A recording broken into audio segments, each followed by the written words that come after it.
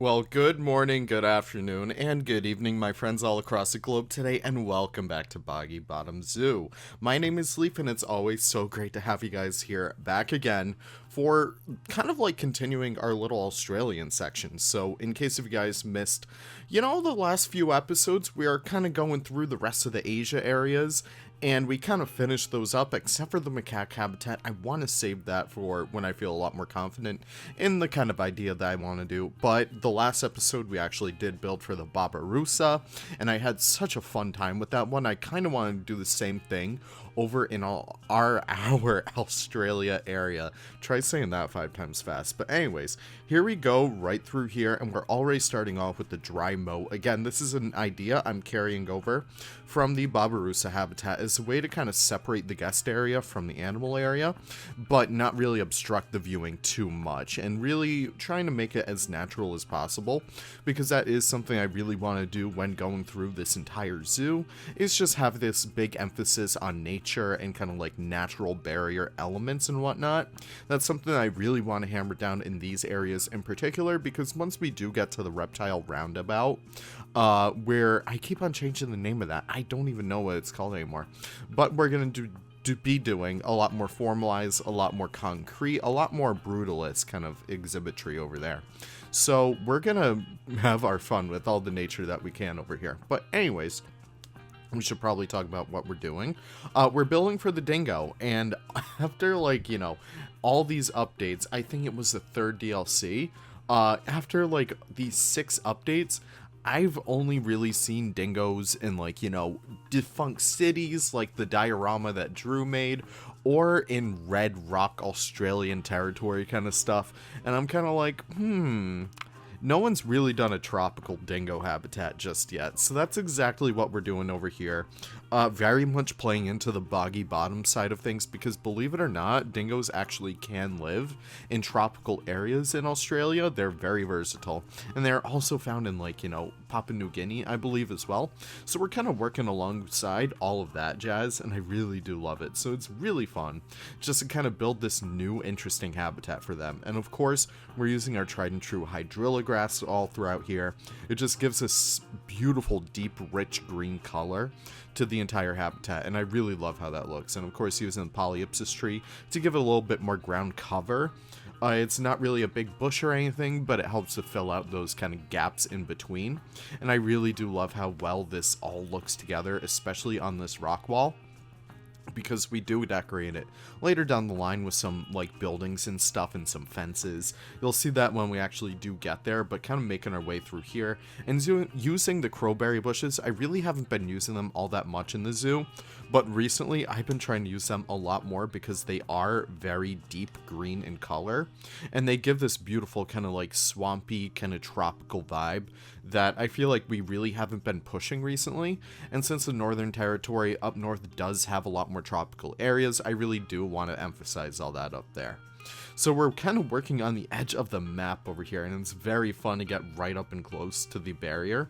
So in case if you guys don't know, I am using the expanded borders version of the Marst, Craggy Marst, I don't even know. Karstmeyer, I think that's what it's called. A career map that actually came with the Arctic DLC, and it's such a beautiful map, and it was exactly what I wanted out of Boggy Bottom. It was small, it was very versatile, it looks wicked good from above, and that's everything I really wanted to get from this build in particular. So we have all that going on throughout here, and we also do another dry moat behind here, so it kind of gives this nice unobstructed view out to the river, out to the delta or whatever. And it looks wicked good in the end, so I'm very happy with how well all that jazz came out. It looks very nice and very natural, and that's exactly what I wanted out of this habitat. I also laid out some enrichment beforehand, so we do have the sprinklers, we do have that tug rope feeder. I think we also have a couple other things in here. I think I originally had the pool in there, but the pool is right under where that mountain is right now, so that's kind of gone.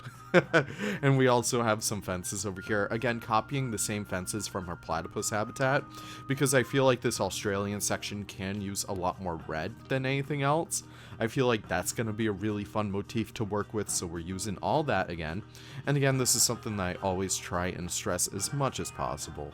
Be sure to use as many, like, I don't know, reoccurring themes in your areas, because it helps them make these areas feel a lot more centralized and helps them feel a lot more unique to the other areas. And what we also work with is the Dingo sign as well. I didn't actually do one for the Barbarossa, so I definitely got to go back and do that. Big whoops over there, but it's totally fine. I also didn't do one for the Buffalo or the Lechwe, so I kind of got to do that as well, but kind of making our way throughout here. And working on a little bit of a shed, so I really want to have this nice little shed over here, because, I don't know, it really needed another motif, so I have that over there, and I do use, I think, Diggy Duffs. It's either Diggy Duff or Domez, I think. They're, implied car, or whatever, so we have that right over there, and it looks pretty damn good. I don't know, it's kind of like that perfect vibe that I'm going for, kind of like Outback Settlement or something like that. But making our way throughout here, and we're actually working on the Dingo holding area, again, all implied, because I am way too tired to actually build real backstage for these guys. Just because, I don't know, I'm not the best at it, and I really don't want to give you guys any false expectations. So listen, we're gonna do a fake one, and that's the best we'll get out of here. But no, I really do like the setup of this building anyways, because we do like a custom roof for it, and we do like custom doors. I love sinking the doors in, because it just looks so good. And we also put the corrugated metal up there as well, just to help it feel a lot more centralized, help it feel like, I don't know, a lot more unique. Gives it a nice motif as well to help, to like, you know, help carry on that outback kind of feel. Kind of like that crippled, not really, that's probably like the worst word I could have used. Decrepit, that's what I meant to use. Sorry, my dictionary head is just out the window right now. But we're also adding some nice roofs over here, just making sure it looks all nice. And then we actually get started on an A-frame right here. So I do kind of like a custom roof up here, and it looks pretty good in the end. I didn't expect myself to do something that nice and that good, but no, it was wicked fun just to do like a custom roof over here. So always try and do that whenever you can. It's never as bad as it seems. Once you actually do get into the groove of it, you just got to find the right angles, and then it just kind of builds itself from there. So we do that. I try and copy it over to the other side. I realize it would just be easier just to make it again. So we kind of pop that right over there, and it looks pretty good on the end of it. I don't know, I'm just very happy and satisfied with how well that all came out. It was wicked fun just to do a nice little building too, because we haven't really been doing too many building structures in this zoo, I'll admit. Kind of happy with that though, because they're always my downfall. But doing a little bit of light touch-up work around the foliage and whatnot. I'm adding those like little grasses, and I haven't been using the ferns yet. I think they add such a nice little vibe over there that I really want to carry that on throughout the zoo. And we're also doing some nice hydrilla grass and our custom foliage back here. It's pretty nice. Just as a way to help it feel a lot more dense, a lot more swampy. I don't know, I'm just very satisfied with it all. And that all connects to underground paths, because I cannot be asked to actually make staff areas. So I kind of have it all going throughout the underside of the zoo. So we'll see that when we actually do get to another tour. I don't show it off in the latest tour. Latest tour will be out on Monday, by the way. Monday or Tuesday, just keep your eyes peeled for that. But either way, here are the cinematics. This was a really fun habitat to do, and I'm so excited that you guys will probably enjoy it, or maybe you'll hate it. Who really knows? But I'm so thankful that you guys stopped by for another video. You guys are such gems. Oh my god. Always love reading your comments, even though I haven't been hearting them recently. I gotta do that soon. I gotta go through and like respond to all you guys, because you guys are literally the best.